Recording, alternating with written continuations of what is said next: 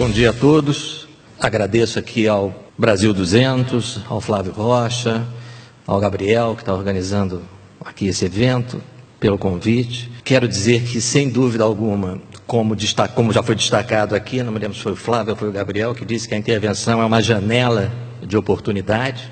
Eu quero lembrar que a intervenção dura até 31 de dezembro de 2018, mas depois de 31 de dezembro, o Código Penal continua em vigor, o mesmo Código Penal, a mesma lei de execução penal, que diz que o sujeito só precisa cumprir 1/6 da pena em regime fechado e depois pode voltar às ruas.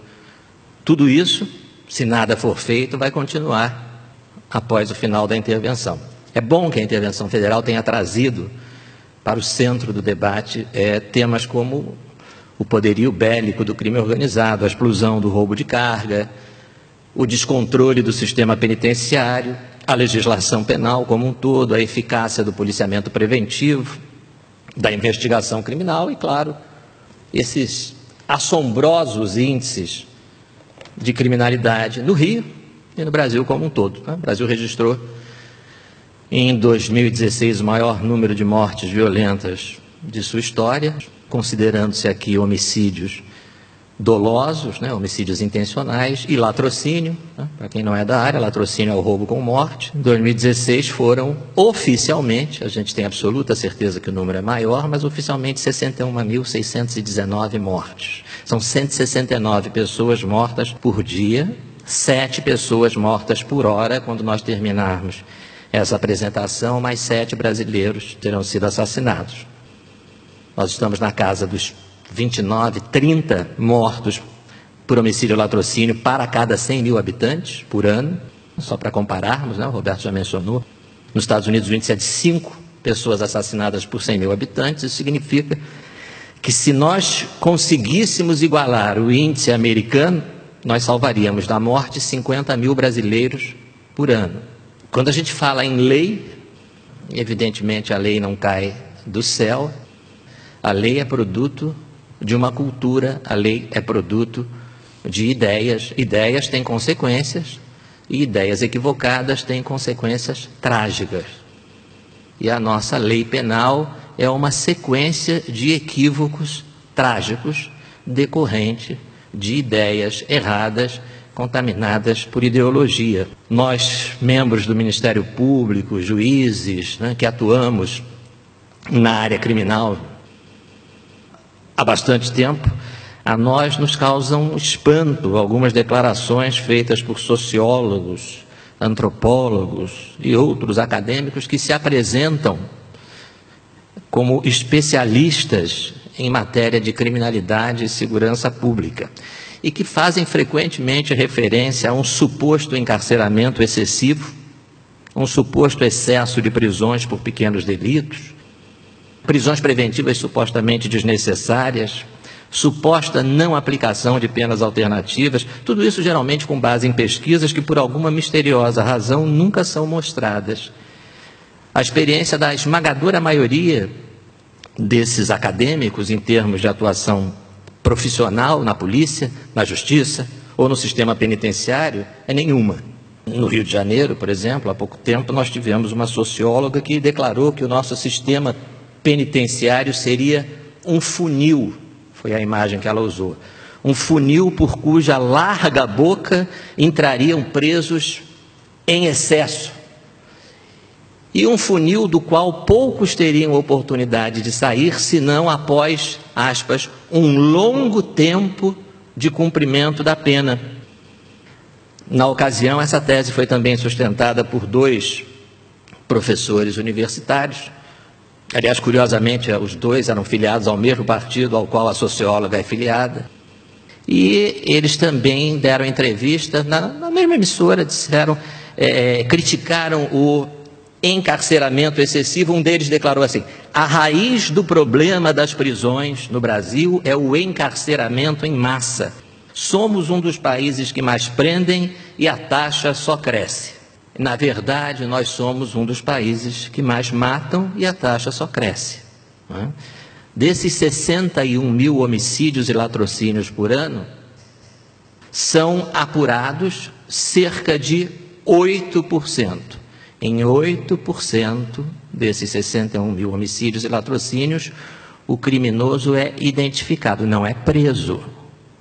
Não estou dizendo que em 8% o assassino é preso. Em 8% o assassino é identificado. Isso significa que só no ano passado, por exemplo, os autores de mais de 55 mil homicídios e latrocínios não foram sequer identificados. Não foram sequer incomodados com uma intimação para comparecer a uma delegacia de polícia para prestar esclarecimento. Que dirá encarcerados? E eu estou falando de homicídio e latrocínio. Pensem nos roubos de carga, saidinhas de banco, roubos de automóvel. Só no estado do Rio, e aí falando especificamente do nosso estado, e especificamente do crime de roubo, no biênio 2015-2016, foram registrados 356.841 assaltos, né? Que é como as pessoas se referem normalmente ao roubo. 356 mil e quebrados. A polícia identificou os assaltantes, desses 356 mil casos, a polícia identificou o assaltante em 6.670. 6 mil em 356 mil. Isso dá menos de 2% de apuração. Isso dá quase 99% de impunidade. Só quero lembrar que eu estou falando dos números de casos registrados. Provavelmente todo mundo aqui nesse auditório conhece alguém, tem algum amigo ou parente que foi vítima de um assalto, foi vítima de um roubo, e não se deu sequer ao trabalho de comparecer à delegacia de polícia para registrar a ocorrência. Mas dos registrados, o índice de apuração é de está ali entre 1,5% e 2% só no estado do Rio de Janeiro. É esse o funil por cuja boca entram presos em excesso? Quer dizer que essa socióloga acha que um índice de 2% de punição é excessivo. Ela gostaria que fosse, sei lá, 0,5%? Ou será que ela gostaria que o roubo fosse descriminalizado, né, como forma de justiça social? O nome disso, meus amigos, não é encarceramento em massa, o nome disso é impunidade em massa. O Brasil não prende demais. Ao contrário, prende muito menos do que deveria. E aí nós vamos ouvir a mesma socióloga, né, ou outra da mesma ONG, ou do mesmo partido, dizendo: ah, mas ele prende o ladrão de galinha. Será? Recentemente, uma diretora de uma dessas ONGs, reclamando de um imaginário excesso de prisões por pequenos delitos, deu uma entrevista dizendo o seguinte: as prisões brasileiras estão lotadas por pessoas presas por crimes que poderiam ser punidos com penas alternativas. Será que é verdade? Bom, desde 1995, como o Roberto já mencionou, a Lei 9.099 afastou a pena de prisão para as infrações chamadas de menor potencial ofensivo, que são aquelas cuja pena vai até 2 anos de prisão, né? Ninguém, absolutamente ninguém, é mais preso por esse tipo de ilícito penal, já que são aplicadas penas de multa, cestas básicas, prestação de serviços à comunidade. Existem, na legislação penal brasileira, 1.050 crimes.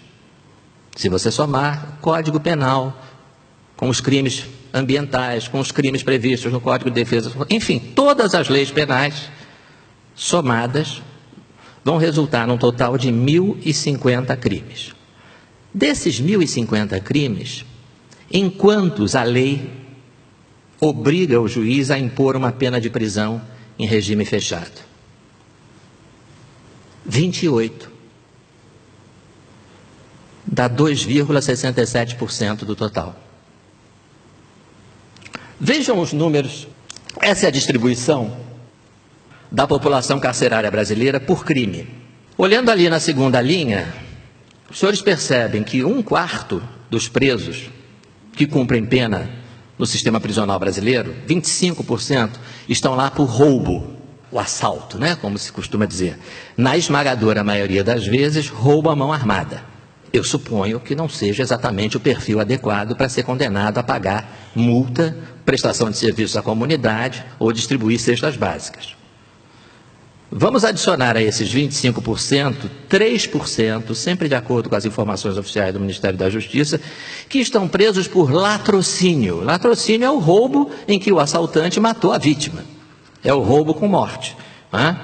Também não sei se cesta básica é uma boa ideia para esse tipo de criminoso. Desconfio que não. Bom, estamos com 28%, né? 25% mais 3%, vamos agora somar 13% de furto. Lembrando que furto é a subtração sem violência, sem ameaça, porém, pela legislação brasileira, um réu primário acusado de furto não vai para a prisão. Ele tem direito a um negócio chamado suspensão condicional do processo, não é suspensão condicional da pena. Não é que ele é condenado e a pena é suspensa. Ele não vai a julgamento. O processo é suspenso. Vejam que maravilha. É mais ou menos como dizer que todo brasileiro tem direito de praticar um furto. Isso significa que esses 13% que estão presos são reincidentes. Estão cumprindo pena pelo crime de furto porque praticaram esse crime pela segunda vez. E aí eu tenho que perguntar para a simpática diretora da ONG. Da segunda vez não é para prender também? É só da terceira para frente? Da quarta? Da oitava, talvez? Quando é que o sujeito vai ser preso por crime de furto? E aí nós chegamos numa das maiores mistificações dessa turma que vende há 30 anos as ideias erradas. 28% dos presos estão lá por tráfico. Mas tráfico é um crime praticado sem violência. É? Quer dizer que tráfico não tem relação com violência? Quer dizer, porque a figura típica, né, que é como a gente fala, né, a descrição do crime na lei, a descrição do tráfico não tem as palavras violência, grave ameaça, arma. Mas nós não estamos fazendo prova de direito penal. Nós estamos discutindo segurança pública. Será que em 2018, na cidade do Rio de Janeiro, ainda é preciso explicar que a imensa maioria dos traficantes de entorpecentes integra facções criminosas fortemente armadas e extremamente perigosas? Como é que o sujeito, numa discussão sobre segurança pública, vai dizer que tráfico não tem relação com violência? Quantos desses simpáticos e inofensivos traficantes os nossos especialistas gostariam de desencarcerar? Agora vamos acrescentar 10% condenados por homicídio. E vamos recapitular isso, reunindo assassinos, assaltantes, latrocidas, ladrões contumazes e traficantes. Nós já estamos em 79% dos presos brasileiros. E ainda não chegamos nos estupradores, nos sequestradores. Como era mesmo o comentário da especialista, as prisões estão lotadas por pessoas presas por crimes que poderiam ser punidos com penas alternativas. Não sabem o que estão dizendo. Ninguém está negando o problema da superpopulação carcerária. Esse problema é inegável. Só que ele decorre da falta de vagas. E essa falta de vagas decorre da omissão do poder público na construção de novos estabelecimentos prisionais. E não do excesso de prisões. Uma outra coisa que eu gostaria de destacar, que é uma outra mistificação, né, que o Roberto já abordou em parte, 40% dos presos do Brasil estão aguardando julgamento. Esse índice não tem nada de excepcional, ele é o mesmo índice de países horrivelmente opressores e violadores dos direitos humanos, como o Reino da Holanda, por exemplo, né, a Suíça, né, a Itália, que é aquela ditadura monstruosa. Só que é mais do que isso, né? A enganação, a mistificação vai um pouco além disso. Por quê? Porque em todos os outros países, o critério que o Prison Studies, que as organizações internacionais que estudam seriamente a questão prisional, né? O Prison Studies é uma referência quase sempre mencionada, eles chamam de preso provisório, né, o preso que está aguardando julgamento, o preso que ainda não foi julgado. E embora os nossos especialistas, entre aspas, adorem dizer o contrário, no Brasil não é esse o critério.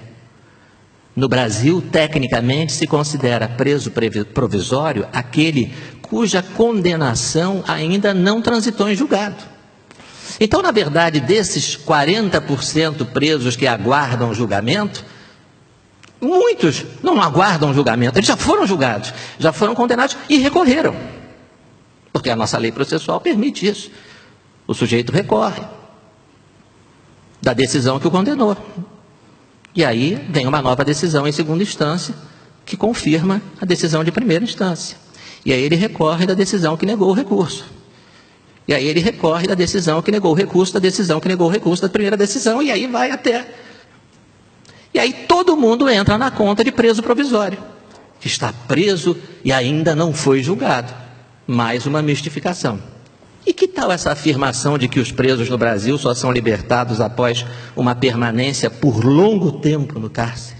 O Roberto já mencionou aqui a Suzane von Richthofen, condenada a 39 anos em 2002, está no semiaberto desde 2015. Os irmãos Daniel e Christian Cravinho, né, que ajudaram essa menina a assassinar os pais a golpes de barra, eles já estavam no semiaberto desde 2013. Eles foram condenados também a penas próximas a 40 anos. O crime é de 2002. Em 2013, eles já estavam no regime semiaberto. E desde o último dia 23 de agosto, o Christian Cravinhos está no regime aberto. Já não precisa mais daquele incômodo de ter que voltar para a prisão à noite para dormir, que é uma coisa muito chata, né? No semiaberto ele tem esse aborrecimento, de dia ele faz o que quiser, mas de noite ele tem que voltar para dormir na prisão. Então já disseram para o Christian, não precisa nem voltar para dormir, né? Então está no regime aberto desde agosto do ano passado. Essa é a mesma lei, né, que já devolveu às ruas os assassinos do João Hélio, né? Menino de 6 anos de idade, arrastado pelas ruas do Rio de Janeiro, preso pelo cinto de segurança ao carro que os assaltantes haviam acabado de roubar da mãe dele. Isso foi em 2007. Os 4 assassinos do João Hélio foram condenados a 40 anos de prisão em 2007. Estão na rua desde 2015, no regime semiaberto. 2015, os maiores de idade. Um deles era menor de idade. Está nas ruas desde 2010. Em 22 de julho de 2017, tem o quê? 6 meses, 7, 8 meses, o senhor Alexandro de Jesus Montenegro Silva, um rapaz de 19 anos, foi preso em flagrante após assaltar um supermercado em Petrópolis. Segundo a Polícia Rodoviária Federal, que efetuou a prisão, o grupo do qual o Alexandro fazia parte tentava escapar após o assalto. Os policiais perceberam o tumulto, foram ao local, houve perseguição e os suspeitos chegaram a atirar nos policiais. Felizmente, ninguém foi atingido e acabaram presos. Muito bem, é um roubo à mão armada, né? O nome, tecnicamente, o nome desse crime é roubo à mão armada. O que vai acontecer com o Alexandro, né, preso por esse roubo à mão armada num supermercado em Petrópolis? Aliás, o que acontece com aquele sujeito que aponta um revólver para o seu filho, para a sua filha, na volta da escola, na volta da faculdade, né? Ou para a sua esposa, ou para o seu marido, quando estão indo para o supermercado, né? Aponta uma arma e leva o automóvel, aponta uma arma e leva a bolsa, leva o relógio. O que acontece tipicamente com esse criminoso na remota hipótese dele ser identificado, capturado, processado e condenado? Se ele for primário, ele é tipicamente condenado a 5 anos e 4 meses pelo roubo à mão armada, 4 anos pelo roubo e um aumento de 1/3 da pena pelo emprego de arma. 4 anos mais 1/3 dá esses 5 anos e 4 meses, que é uma pena conhecidíssima. Todo mundo que trabalha na área criminal já nem faz a conta, sabe de cor que a pena para o assaltante é 5 anos e 4 meses. Ele vai cumprir essa pena de 5 anos e 4 meses? Pelo amor de Deus, não. Ele vai cumprir 1/6 dessa pena em regime fechado e depois terá direito à progressão para o regime semiaberto. Isso significa que ele vai ficar preso no regime fechado 10 meses e 19 dias. E uma vez falando sobre isso na escola da magistratura, fui interrompido por uma advogada militante aí de um... Enfim, não, isso não é verdade. Eu falei, mas como é que não é verdade? Está na lei isso. Não, porque até o juiz despachar demora mais um mês. Ah, bom. Então tá. Então não são 10 meses e 19, são 11. Aí sim. Aí sim. Então ele volta para a rua depois dos 10 meses e 19 dias e mais o tempo do juiz despachar. E o que isso significa, o semiaberto? O que o semiaberto significa na prática? Que ele vai ficar solto durante o dia, sem nenhum tipo de monitoramento. E à noite voltará à prisão para dormir. O que mais o semiaberto significa? Que ele terá direito, são garantidas pela lei, as saídas para visitas ao lar. Garantida a saída de Dia das Mães, garantida a saída no Dia dos Pais. As saídas são todas garantidas. O retorno mais ou menos, mas a saída a lei garante. E aí, vamos voltar ao nosso Alexandro, assaltante do supermercado lá de Petrópolis. Eu disse que 5 anos e 4 meses de prisão é a pena padrão para o assaltante à mão armada primário. Mas o Alexandro, quando ainda era menor de idade, ele foi condenado por aquele crime que o Roberto mencionou aqui. O assassinato, ele foi preso, melhor dizendo, pelo assassinato do médico Jaime Gold, que andava de bicicleta na orla da Lagoa Rodrigo de Freitas. E aí, então o Alexandro, na ocasião com 17 anos, abriu a barriga do Dr. Jaime, de baixo a cima, com uma faca. Mesmo ele não tendo reagido, o assaltante, o Alexandro, matou o Dr. Jaime. Evidentemente não resistiu aos ferimentos, para levar a bicicleta.